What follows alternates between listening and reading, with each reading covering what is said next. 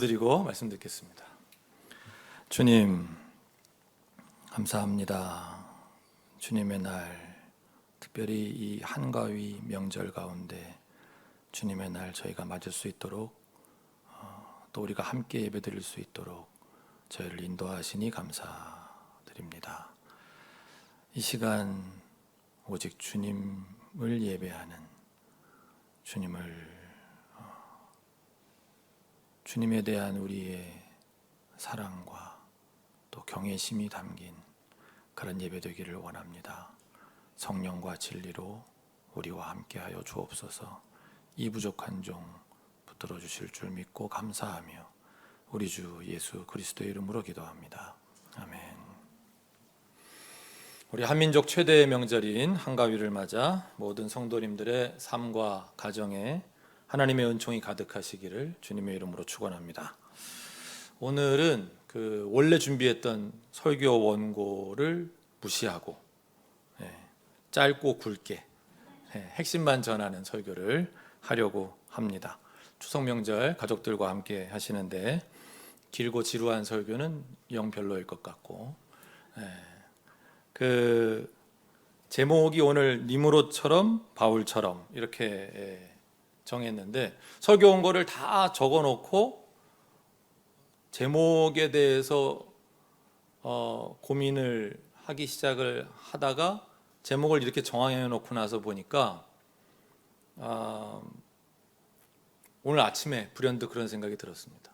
본래 원고에 따라서 하는 것보다는 니무롯과 바울에 집중해서 그냥 핵심만 같이 나누고 그러면 충분하지 않겠나, 이런 생각이 들어서 제가 니무롯의 삶과 바울의 삶에 대해 전해드릴 테니까 여러분께서 누구의 삶을 자신의 모델로 삼을 것인가 정하시면 되겠습니다. 자, 니무롯이 누군가? 오늘 성서일과 지금 봉독하시는 분들 니무롯 안 나왔는데, 니무롯은 창세기 본문과 연관된 인물입니다. 오늘 본문은 이제 11장 1절부터인데 그 앞에 창세기 10장 8절부터 12절, 노아의 홍수 지난 다음에 8절부터 12절을 제가 읽겠습니다. 구스는 또 니무롯을 낳았다. 니무롯은 세상에 처음 나타난 장사이다. 그는 주님께서 보시기에도 힘이 센 사냥꾼이었다. 그래서 주님께서 보시기에도 힘이 센 니무롯 같과 같은 사냥꾼이라는 속담까지 생겼다. 그가 다스린 나라의 처음 중심지는 시날 지방 안에 있는 바빌론과 에렉과 악갓과 갈레이다. 그는 그 지방을 떠나 아시리아로 가서 니느웨와 르호보딜과 갈라를 세우고 니느웨와 갈라 사이에는 레센을 세웠는데 그것은 아주 큰 성이다. 그랬습니다.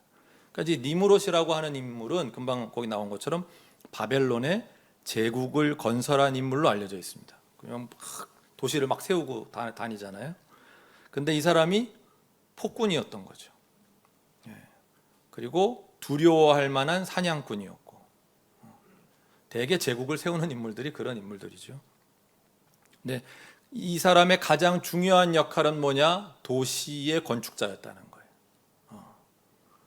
그리고 그가 바벨탑을 건축하기에 이르렀다는 것입니다. 그러니까 바벨이라는 탑의 이름과 이 바벨론 제국, 바벨론, 연관된 이름이거든요. 그래서 이제 오늘 본문에 바벨탑이 등장하죠. 이 바벨탑은 고대 근동에 있던 다른 많은 도시들처럼 성벽으로 둘러싸인 큰 성전이나 신전이었을 것으로 추정을 합니다.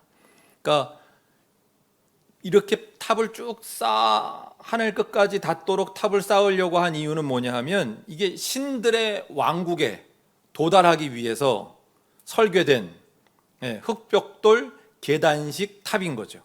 그러니까 탑이 있어서 사람들은 신들에게 올라갈 수 있었던 것이고, 그리고 신들은 그 탑을 타고 지상으로 내려올 수 있다, 이렇게 믿은 거죠. 잠깐이지만 여러분, 이런 공사를 벌이는 사람들의 모습 속에서 무엇을 보시는지요? 우리 11장 3절과 4절 같이 읽어보겠습니다. 시작. 그들은 서로 말하였다. 자, 벽돌을 빚어서 단단히 구워내자. 사람들은 돌 대신에 벽돌을 쓰고 흙 대신에 역청을 썼다. 그들은 또 말하였다. 자, 도시를 세우고 그 안에 탑을 쌓고서 탑 꼭대기가 하늘에 닿게 하여 우리의 이름을 날리고 온 땅 위에 흩어지지 않게 하자. 그들이 원하는 게 무엇이었나요? 두 개예요. 우리의 이름을 날리고, 그러니까 하늘에 닿게 해서 우리의 이름을 날리자는 거예요. 명예, 명성, 유명해지고 싶은 마음, 이런 거죠. 또 그들이 두려워하는 건 무엇이었나요? 분산돼서 땅이 흩어지는 거. 그걸 흩어지지 않게 하자, 이렇게 한 거잖아요. 그러니까 여기서 우리가 볼 수 있는 건 사람 안에 있는 그 자기 확대의 야망을 보게 되는 거죠. 그러니까 자기 자신을 필요 이상으로 키우고 싶어하는 야망. 유명함이라는 게 그런 거잖아요. 이름을 날린다는 게 그런 거잖아요. 사실은 그래서 유명한 분들 중에 훌륭한 분들이 잘 없다고 제가. 아니, 훌륭하신 분인데 어느 날 갑자기 유명해진 거, 남들에 의해서. 그럼 뭐 어떡하겠어요. 근데 자기가 유명해지고 싶어서 이렇게 하는 그런 분들이, 그래서 유명해진 분들도 많거든요. 대부분은 이제 별로죠. 어쨌든 이게 이제 인간의 야망인 거예요. 우리의 이름을 날리자. 그리고 좀 더 나아가서 뭘 하려고 하는 거예요? 이 힘을 집중시키려고 하는 그런 이제 야망을 보여줍니다. 왜 힘을 집중시키려고 하나요? 그렇게 힘을 집중시켜야 효율적으로 모든 면을 이제 통제하기 쉬운 거예요. 그리고 더 나아가서 이제 또 새로운 도시를 건설하고 정복해 나가기가 좋은 거죠. 니므롯의 입장에서. 그러니까 그 이면에는 뭐가 있는 거예요? 그렇게 노아의 홍수라고 하는 이런 과정을 지났음에도 불구하고 그 이후에 또 다시 인간들 안에서 교만이 자라고 있는 것을 보게 되는 거죠. 왜 탑 좀 높이 쌓아보자고 한 것을 교만이라고 이야기하는 걸까요? 서울에도 지금 얼마나 높은 빌딩이 많은데. 이 사람들은 아담과 하와가 에덴 동산에서 벌였던 일, 우리가 지난주에 봤잖아요. 그런 것처럼 하나님의 뜻에 반하는 지금 불순종의 죄를 짓고 있는 거예요. 그래서 이걸 교만하다고 하는 거죠. 하나님께 순종하지 않는 이유는 한마디로 말하면 우리가 교만하기 때문인 거거든요. 근데 어떤 하나님의 뜻을 지금 반하고 있는 것이냐면 창세기 1장, 성경에 처음 시작하는 그 장에서 1장 28절에 하나님께서 이렇게 말씀하시죠. 생육하고 번성하여 땅에 충만하여라, 이렇게 말씀하거든요. 그러니까 하나님께서는 우리 사람들을 뭐로 지으셨다 그랬어요? 우리가 공부했죠, 수요일 날. 하나님의 대리자로. 그래서 땅에 충만하게 사람들이 땅을 충만하게 채우고 번성하며 창조계 전체를 섬기고 다스리라고, 이걸 원하셨단 말이에요. 그런데 바벨탑을 쌓고 있는 사람들은 뭐 하자는 거예요? 사람들의 흩어짐을 막자는 거예요. 한 장소에 모여서 살자는 거예요. 아니, 그게 뭐 어째서요? 뭐가 문제예요? 이렇게 한 장소에 모여서 그들의 권력을 집중시키고 그 힘을 축적시키고 자신들의 힘으로, 자신들의 노력으로 세상을 다스려보자 라는 거거든요. 그래서 자신들의 이름을 날리자고 하는 거고, 온 땅 위에 흩어지지 않게 하자. 무슨 뜻이냐 하면 권력의 집중이에요. 더 큰 통제력을 갖겠다고 하는 야망이에요. 이게 모든 제국주의자들이 갖는 마음이잖아요. 이것이 경제 주체로 가면 어떻게 돼요? 이건 독과점의 욕이 되는 거예요. 독과점 하면 하는 사람들은 좋아요. 그렇게 집중되면. 예? 예. 법이 못하게 해서 그렇지 그만한 위치에 올라가는데 독점하고 과점하기 싫어하는 사람이 누가 있어요?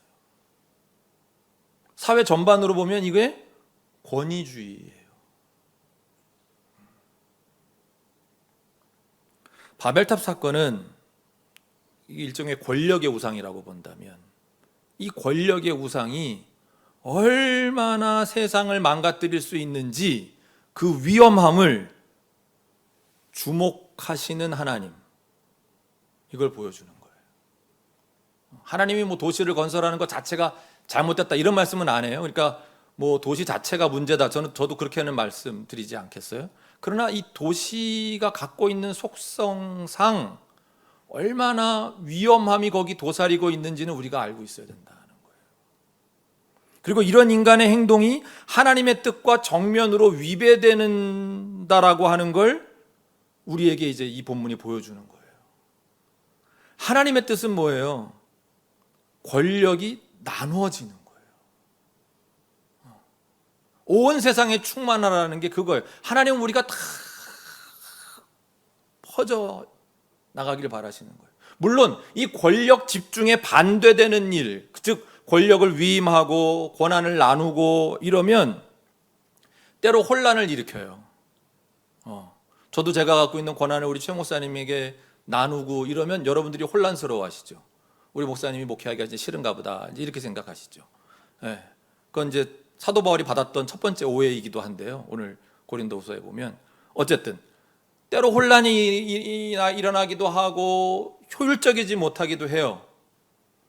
예측하기도 어려워요. 무슨 일이 어떻게 일어날지. 위험해요. 좀 불안해요. 그러나 그것이 하나님의 창조의 본뜻이에요. 그것이 하나님께서 그리스도인인 우리 리더들을 불러서 시키시는 일이기도 한 거예요. 그런데 하나님의 일을 한다고 하면서 우리는 때로 권력을 집중하려고 그래요. 괜찮은 사람이면 모아줘도 되는 거 아닐까? 이렇게 쉽게 생각을 해요.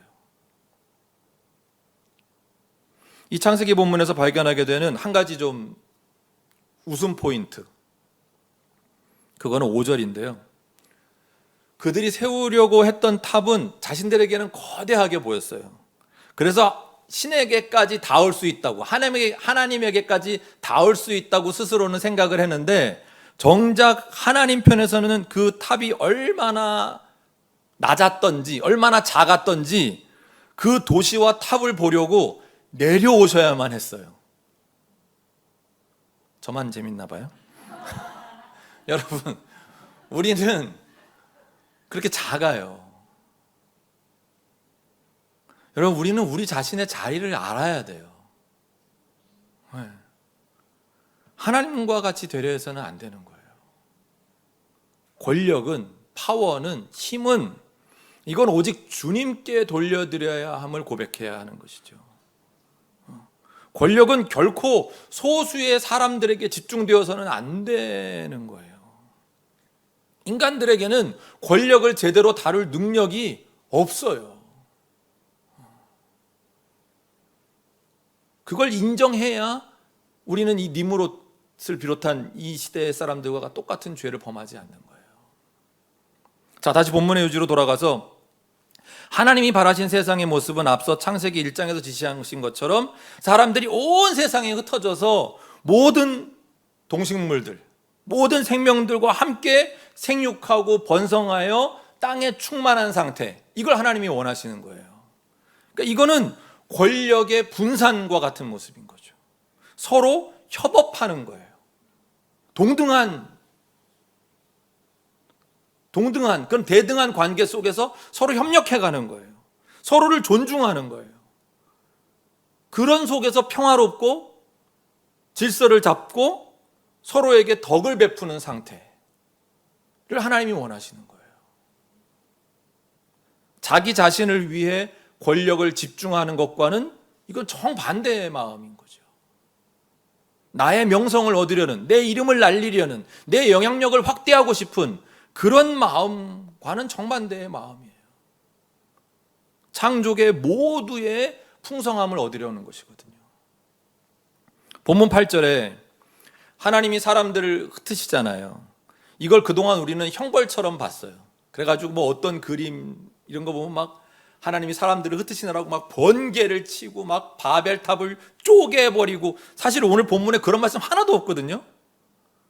그냥 흩으신 거예요. 말 통하지 않게 해서. 그러셨다 그랬지 그런 거 하나도 없는데 막 우리가 막 죄를 지었다가 벌을 받았으니까 막 이렇게 상상을 하는데, 사실은 많은 신학자들이 그래요. 이거는 하나님의 은총이었다고, 하나님의 구속의 수단이었다고.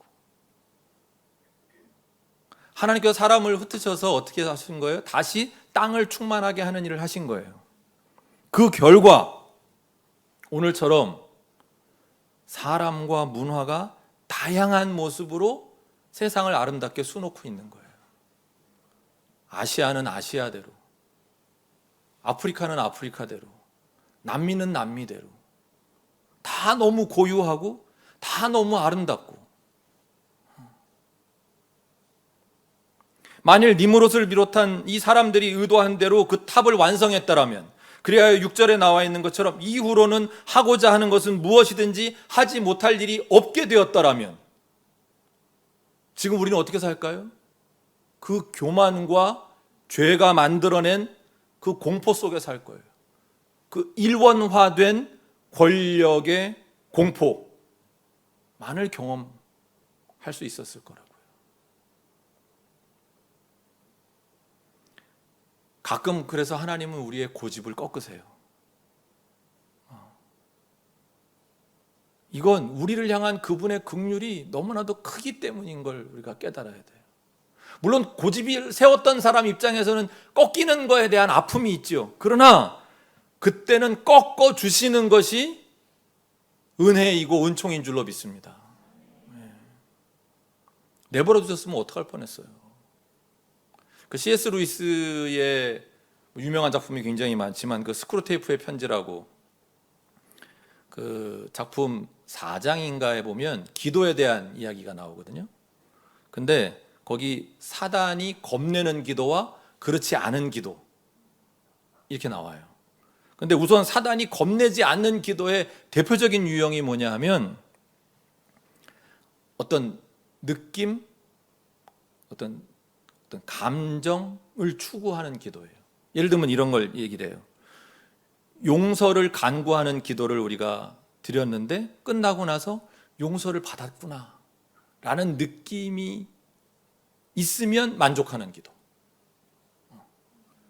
내가 사랑을 간구하는 기도를 드렸는데 주님이 나를 지금 사랑하고 계시는구나 라는 느낌이 오면 성공했다고 여기는 기도.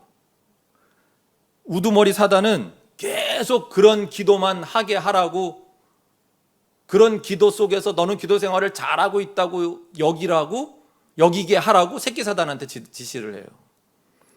왜냐하면 그 새끼 사단이 막 기도하는 걸 무조건 막으려고 그러거든요. 그러니까 그런 기도하고 있으면 내버려둬, 그런 기도만 하게 해, 이렇게 얘기를 하거든요. 근데 사단이 겁내는 기도가 있어요. 사단이 겁내는 기도는 하나님의 뜻에 자신의 의지를 모아가는 기도.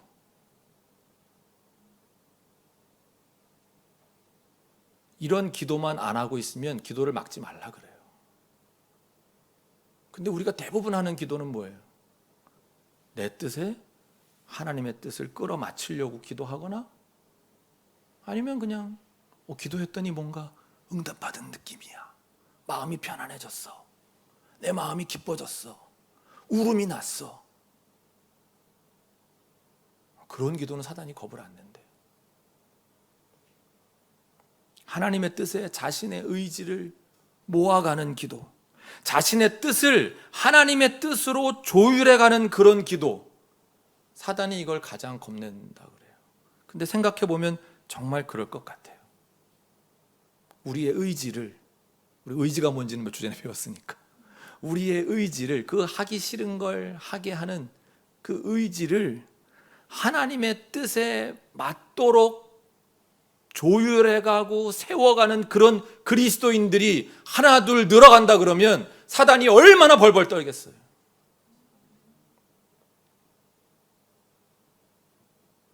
그래서 우리는 넘어지지 않기 위해서라도 매일 기타는 쓸 때마다 조율하잖아요.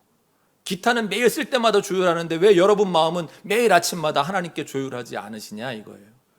우린 그래서 매일 기도해야 돼요. 첫 시작을 기도로 하고 하루의 마감을 기도로 하고 할 수만 있으면 하루의 중간에도 기도하고 내가 오전에 잘 살았나? 그리고 오후는 어떻게 살까? 기도하고. 그러니까 이 창세기 본문의 요지는 인간들이 얼마나 끊임없이 하나님을 거스리는지, 얼마나 하나님의 뜻에 대해서 반역을 일삼는지, 이 바벨탑 사건이라는 건 권력을 쟁취하고 자기 노력으로 성공을 얻고자 하는 이들을 향한 하나님의 구속의 메시지를 담고 있는 거예요.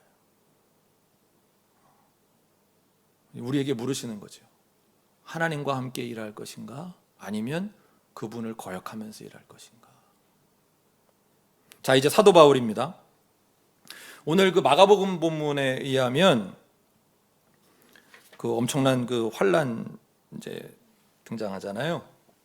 그러니까 이제 뭐 간단하게 마가복음 지나가면 하나님 나라가 이 땅에 오시는 과정에 고난이 동반되고 있다는 거예요. 고난 정도가 아니라 뭐 환란이라고 말할 수 있는 그런 것이 있다는 거예요. 그 과정 속에. 그러니까 분명한 건 우리의 구속을 위해 걸어가는 우리의 이 하늘 가는 길에 이 신앙의 길이 꽃길만은 아니다 라는 걸 마가복음에서 본문에서 볼 수 있고, 고린도후서 본문 오늘 바울 얘기만 하기로 했으니까요. 이 신약 성경을 연구하는 학자들에 의하면 고린도에는 바울의 대적들이 있었다 그래요. 그래서 그 고린도 전서하고 후서 이렇게 보면 그들로 인해서 바울이 얼마나 힘겨워했는지가 이제 중간중간 나타나거든요. 근데 오늘 본문을 보면 사도 바울이 그들의 비난에 마음이 상했어요.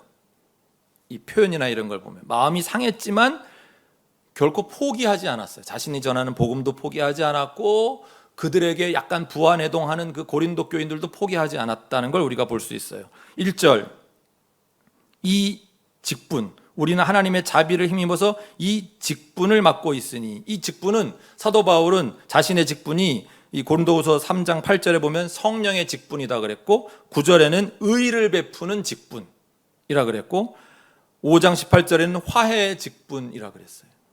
그러니까 하나님께서 자신에게 부여하신 직분의 의미를 아주 10분 이해하고 있는 거죠.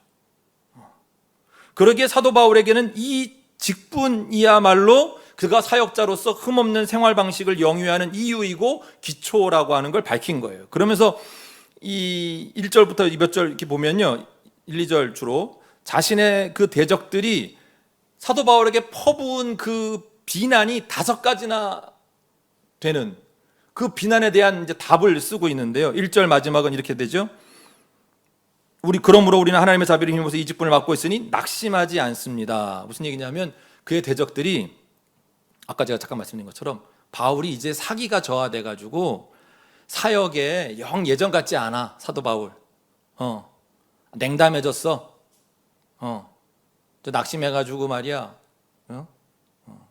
잠이나 더 자려고 그러지. 힘 빠졌어. 이렇게 비난하는 거에 대해서 아니야, 나 낙심하지 않았어. 이제 이렇게 얘기하는 거거든요.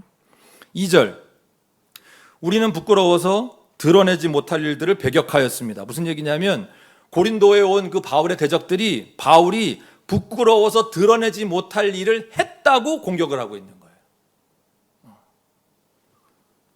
우리는 간교하게 행하지도 않고 라는 이 세 번째 대답은 그가 고린도인들의 그 재정적 후원을 거절한 적이 있거든요, 사도 바울이. 근데 그 대적들은 야, 왜 거절한 줄 알아? 바울이 뭐 복음에 대해서 순수했거나 뭐 하나님에 대한 믿음으로 그 후원을 거절한 게 아니라 너희들 고린도 교인들에 대해서 더 큰 영향력을 행사하려고 그런 간교한 계략이야 라고 비난했다는 거예요. 그래서 고린도후서 12장 16절에 보면 사도 바울이 이렇게 한 번 더 얘기해요. 간교한 일이 없다고 지금 여기서도 말씀하지만 그 뒤에 12장 16절에 어쨌든 나는 여러분에게 짐이 된 일은 없습니다. 그런데 내가 간교한 속임수로 여러분을 사로잡았다고 말하는 사람들도 있습니다. 라고 말하면서 이걸 다시 언급하는 걸 보게 되거든요. 그러니까 여러분 이렇게까지 얘기하면요, 이건 진짜 답이 없어요. 후원을 받으면 돈 좋아한다고 그럴 거고, 후원을 안 받았더니 저게 아주 간교하게 사람들 마음을 얻으려고 저따구 짓을 한다고 그러면은 여기서 누가 벗어나요 도대체? 저한테도 혹시 그러세요 뒤에서? 네?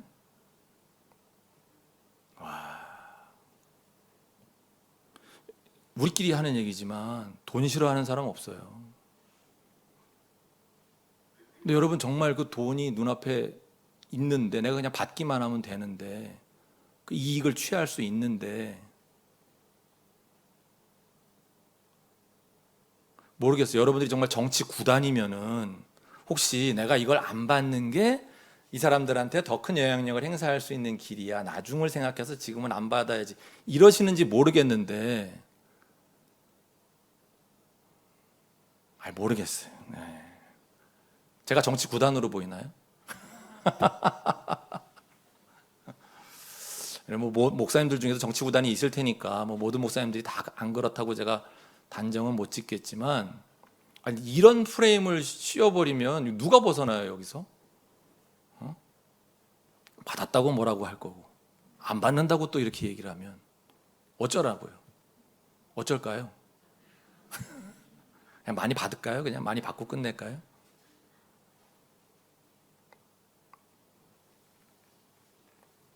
이 절 하나님의 말씀을 왜곡하지도 않습니다. 이것도 바울이 주님의 메시지에 뭘 더 덧붙여서 지금 얘기를 하고 있다, 아니면 이런 거는 지한테 불리하니까 빼놓고 얘기하고 있다, 뭐 이렇게 이제 이런 비난을 하고 있는 거예요 사람들이. 우리는 진리를 환히 드러냄으로써 하나님 앞에서 모든 사람의 양심에 우리 자신을 떳떳하게 내세웁니다. 그러니까 이게 뭐예요? 진리를 모호하게 만들었다고 비난하는 거예요. 5가지. 이제 여러분들도 평신도 사역자들이시니까 우리가 사역을 하는 입장에서 이런 5종 세트의 비난을 받으면 견뎌낼 수 있는 사람이 얼마나 있을까요? 감당할 수 있을까? 자, 여기도 보면 벌써 바울 같은 대사도에게도 신앙의 길이 결코 꽃길이 아니잖아요. 별소리 다 하는 거예요. 근데 바울은 이런 비난들에 어떻게 반응하는가? 그리고 그의 그런 반응의 원동력은 무엇일까? 어떻게 그는 그런 모함과 비난을 이겨낼 수 있었는가? 이런 걸 보자는 거죠. 바울에 대한 첫 비난은 뭐냐면 그가 사기가 저하되어 포기했다는 비난을 지금 한다고 아까 그랬어요. 근데 사도 바울은 1절에 이렇게 말씀하는 거예요. 이 직분을 맡고 있으니, 이 맡고 있다는 현재 시제거든요. 무슨 얘기예요? 내가 지금 이 직분을 맡고 있는 그 자체가 나는 계속적으로 헌신하고 있는 거다라는 걸 이제 나타내는 증거라고 쓰는 거죠. 실제로 그 고린도 교회와 관련된 사도 바울의 행적을 우리가 살펴보면 사도행전에도 있고 뭐 이렇게 보면 예정도 없이 고린도를 방문해요. 예정이 없었는데 일부러 방문하는 거죠. 뭐예요? 그만큼 애정을 보이는 거예요. 자신이 할 일을 해야겠다는 거예요. 그리고 그 이후에 편지 하나 쓰고 그 다음에 또 하나 쓰고, 고린도 전 후서 있잖아요. 그리고 또 한 번의 방문을 앞두고 있다는 걸 이제 보여주고 있거든요. 그러니까 이건 모두 바울이 결코 그 직분이나 고린도 교인들을 포기한 것이 아님을 보여주는 증거들이죠. 그런데 중요한 포인트는 뭐냐면 그는 이것이 그의 끈기나 투지 때문이 아니라 하나님의 자비를 힘입어서 이 직분이 죄를 사함받고 성령으로 또 하나님의 영광을 주기 때문이라고 이어지는 본문에서 지금 계속 말씀하고 있는 거거든요. 자, 아까 사역을 하면서 참고 견뎌야 하는 일들 있잖아요. 여러분, 이거는 생활비 받는 우리 유급 사역자들에게만 비단 해당되는 건 아니에요. 신약 성경이 분명히 가르치시는 것 중에 하나가 뭐냐면 하나님이 모든 믿는 사람에게 사역을 하도록 은사를 주셨다는 거거든요. 은사들을. 고린도전서 12장 7절, 각 사람에게 성령을 나타내 주시는 것은 공동이익을 위한 것입니다. 에베소서 4장 7절, 그러나 하나님께서는 우리 각 사람에게 그리스도께서 나누어 주시는 선물의 분량을 따라서 은혜를 주셨습니다. 베드로전서 4장 10절, 각 사람은 은사를 받은 대로 하나님의 여러 가지 은혜를 맡은 선한 관리인으로서 서로 봉사하십시오. 그러니까 뭐예요? 그 어떤 직분을 맡고 있건 간에 우리 그리스도인들은 바울처럼 우리는 하나님의 자비를 힘입어서 이 직분을 맡고 있으니 낙심하지 않습니다 라고 말해야 한다는 거예요. 아멘이에요? 어메예요? 네? 우리 힘으로 하는 거 아니니까요. 하나님의 자비를 힘입어서 그걸 믿고. 고린도후서 5장 10절 같이 읽어보겠습니다. 우리는 모두 그리스도의 심판대 앞에 나타나야 합니다. 그리하여 각 사람은 선한 일이든지 악한 일이든지 몸으로 행한 모든 일에 따라 마땅한 보응을 받아야 합니다. 사도 바울이 모든 비난을 이겨낸 비결 두 번째는, 바울은 자신이 살면서 행한 모든 일, 몸으로 행한 모든 일, 심판날에 명백하게 나타나리라는 것을 깊이 확신하고 있었어요. 그리스도의 심판대 앞에 서야 된다. 하나님의 심판을 믿었다는 뜻이에요. 그렇기 때문에 그는 대적들의 비난에 잠시 낙심은 했을지 몰라도 절망하진 않았어요. 왜냐하면 하나님이 자신의 모든 동기와 행동의 증인이시고 하나님의 심판대 앞에 설 자신이 얼마나 떳떳한지 다른 사람은 몰라도 자신은 알고 있었기 때문에. 어떻습니까, 여러분? 우리에게도 꼭 필요한 의식이 아닙니까? 나의 행동의 동기가 하나님이셨나?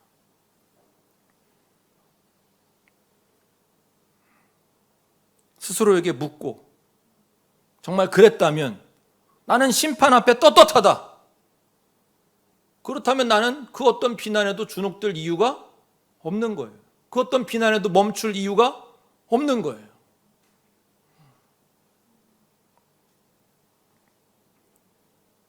그러나 오늘날 우리의 문제는 하나님의 심판을 더 이상 믿지 않아요. 우리가 수요일날 성경 공부할 때도 다뤘지만, 아유, 그 좋은 하나님이 무슨 심판을 하시겠어? 그건 그냥 우리 생각이에요. 하나님은 그래서 심판 안 할게 하신 적이 없어요.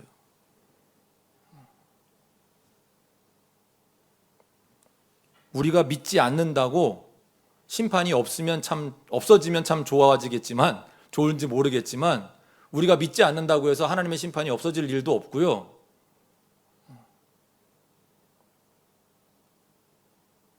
세상에는 도저히 용서되지 않는, 용서할 수 없는 그런 죄가 있기 때문에 하나님의 심판이 없을 수가 없어요. 심판을 믿지 않으니까 어떻게 살아요? 그냥 내 본능대로 사는 거예요. 그냥 내 욕망대로 사는 거예요. 심지어 기독교인이라고 하는 사람들도 그렇게 사는 거에 주저함이 없는 거예요. 왜? 심판이 없는데 뭐.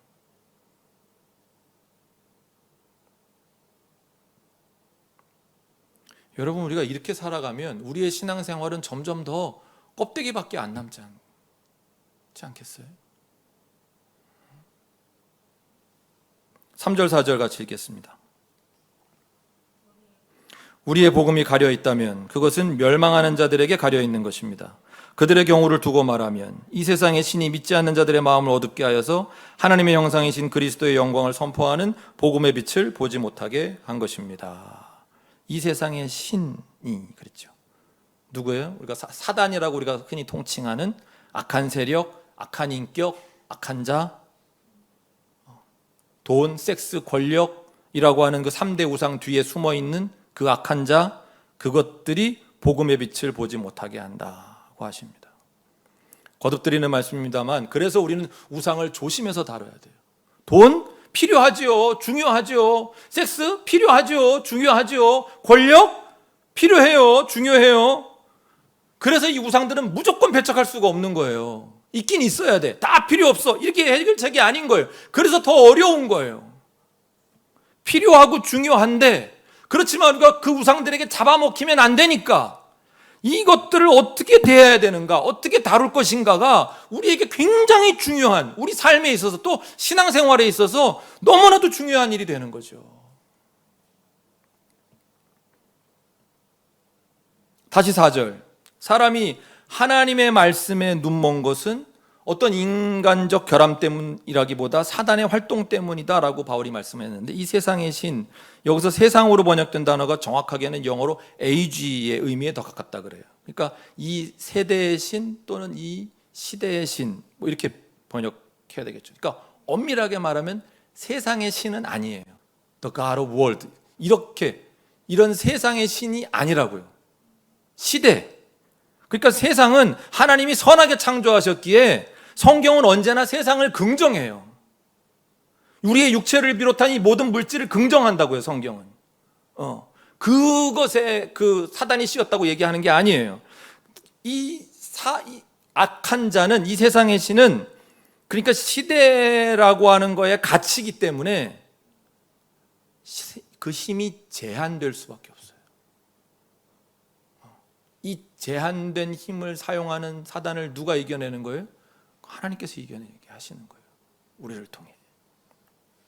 근데 그 악한 자의 주특기가 뭐냐? 지금 4절에서는 그걸 얘기하는 거죠. 그 악한 자는 믿지 않는 자들의 뭘 어둡게 해요? 마음을 어둡게 해서 세상을 통제한다고 지금 말씀하는 거예요. 그렇습니다. 우리 사람들의 치명적인 급소는 마음이에요. 마음. 우리의 마음. 이 우리의 마음은 정말 너무 취약해요. 특별히 종교와 관련된 일에서 우리는 너무나 쉽게 교만해지기 때문에 악한 자는 그런 우리들의 마음을 어둡게 해서 우리를 교만하게 만드는 그런 죄를 범하게 하는 거. 아까 창세기 본문에서 우리가 봤잖아요.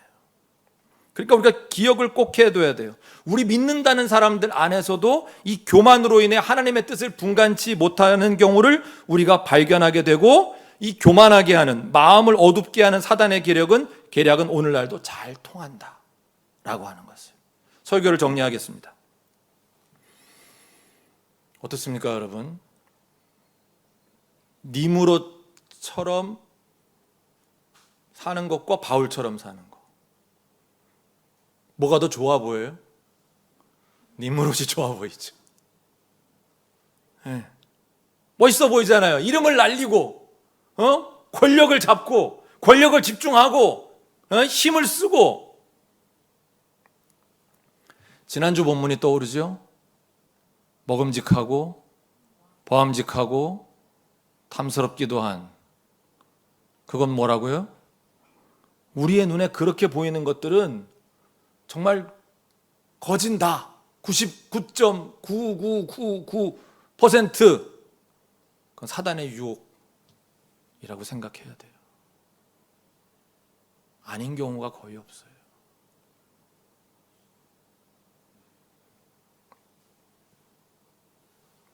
바울처럼 살고 싶지는 않아도, 왜? 그렇게 고생하면서 복음을 전해도 온갖 오해와 비난과 이런 거에 시달리는 삶, 별로처럼 보여도 그래도 우리가 살 길은 바울의 삶에서 찾아야 되는 줄로 믿습니다. 하나님의 뜻은 그런 삶에 담겨 있어요. 니므롯 같은 삶은 하나님의 뜻과 정반대되는 삶이다. 한가위 명절 가족들하고 행복하게 보내시면서 우리 가족이 살아갈 길에 대해서, 그 방향에 대해서 같이 한번 나눠보시면 좋을 것 같습니다. 기도드리겠습니다.